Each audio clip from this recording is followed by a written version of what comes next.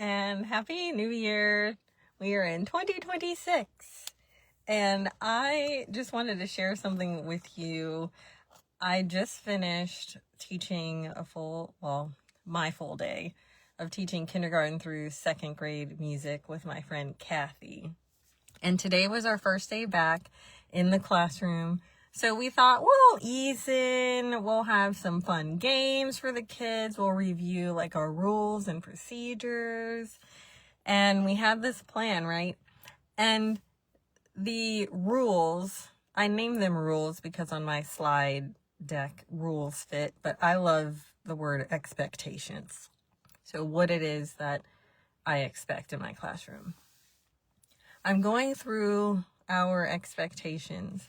And the second expectation is for the kids to listen.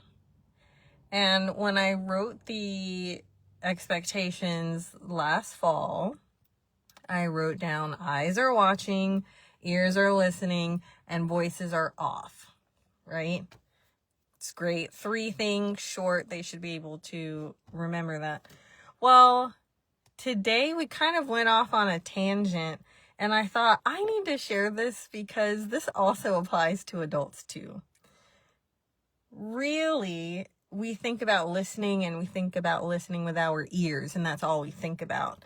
But listening, actually, you need to listen with your entire body, which is what we talked about today.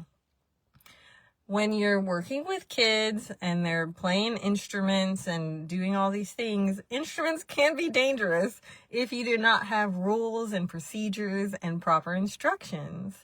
So this is why I came up with these, expectations. And as we were talking about this today, I realized how many of us actually listen.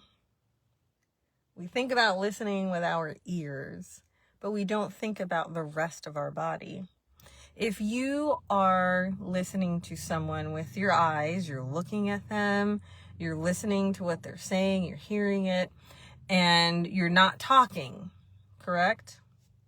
But sometimes when we are listening, we're looking off someplace else. And when you're looking someplace else, your brain starts to process what you're looking at. Yes, you can still hear, but you miss some things.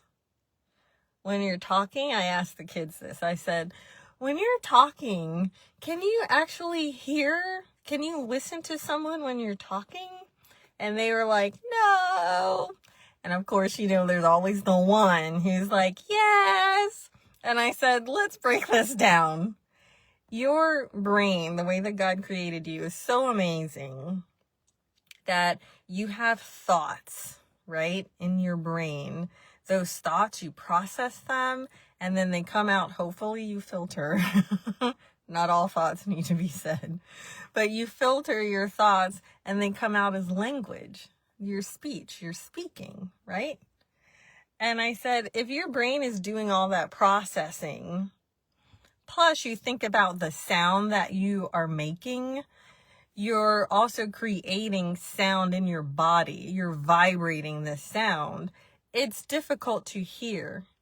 So if you're vibrating, it's difficult to hear. Your brain is processing this and translating your thoughts into speech. You cannot hear. Sometimes as adults, we forget that. We think also like the kids. I just want to say human. We're human. And we're thinking what we have to say is so important that we start either talking over someone or we're talking at the same time and we're thinking, oh yeah, I heard what you said. You really haven't. And if we think about this, how much better, not great, wording right there, but would our relationships be if we thought about, okay, I'm really going to listen to this person with my whole body, not just my ears. So I also said to them, I said, have you been in a class where you've had that student raising their hand the second the teacher starts talking? The teacher goes through the whole spiel, and then they, have their hand up and the teacher's like, yes, what is your question? And then they ask a question that the teacher literally just answered. Because I said, when you have your hand up, you're thinking about the question that you want to ask. You are not listening. Yes, you can hear some things, but you miss things. And then the third thing we talked about, when you're thinking about, and this kind of coincides with when you want to ask a question.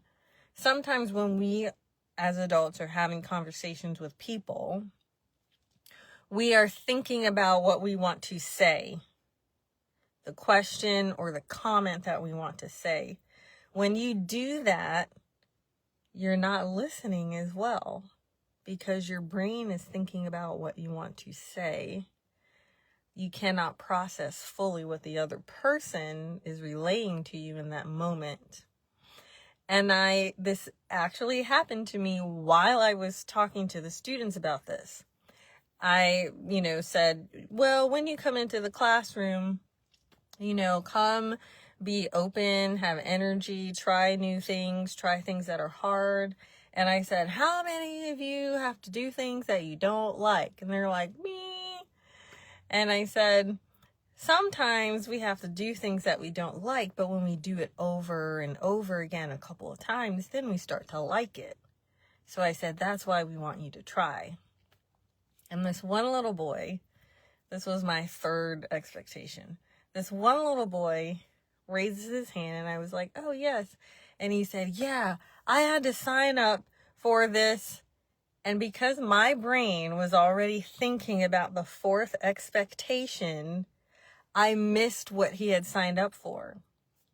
And I stopped in that moment after he said it, and I said, I'm so sorry. I was not listening to you. I heard that you signed up for something for a whole year, but I missed what it was you said you signed up for because I was thinking about the next point that I was going to say. And I said, I'm sorry, can you repeat what that is? And the kids actually saw in action me, even as the teacher, even as I was saying, make sure you're listening with your whole body, how easily we can slip out of that. So I just wanted to share that with you. Listening is not just with your ears, it's with your whole body. And when you take the time to remember that, one, I think our relationships will be so much better. Two, we won't be walking around with misinformation. And three, when we learn this and we are able to reciprocate that and make that the norm, I think our world will be a much better place than it is right now. And our relationships with each other, those who are closest to us, those who are our friends, even if you're working somewhere or you're working on a project, instead of thinking about what it is you want to say next, or thinking about the question that you want to ask the person, listen with your whole body. Look at them. Watch. Listen with your ears. Have your voice off so that you can actually hear and process what they're saying. So that's what I learned from teaching kindergarten through second grade. That was my day. We had 6 classes, and we go one right after the other with 5 minutes in between. So I'm tired. I'm going to have lunch, and then I have to prep myself for a gig in a couple of hours. It's a short one, which is good. But as an introvert, sometimes that can be difficult. So I'm going to go inside. My husband is home and my middle son, Jonathan, is home. I'm going to eat lunch and then just be by myself so that I can recharge, and then I will go back out and interact with people and sing and have fun. Hello. Yes, Jessie, it is true. We should all be better listeners. and being better listeners with our whole body, not just our ears. So I hope that was helpful to you. I just felt like I needed to share that. Maybe it'll help you have a better weekend. But I will see you next time. And I hope that and pray that you have a wonderful 2026.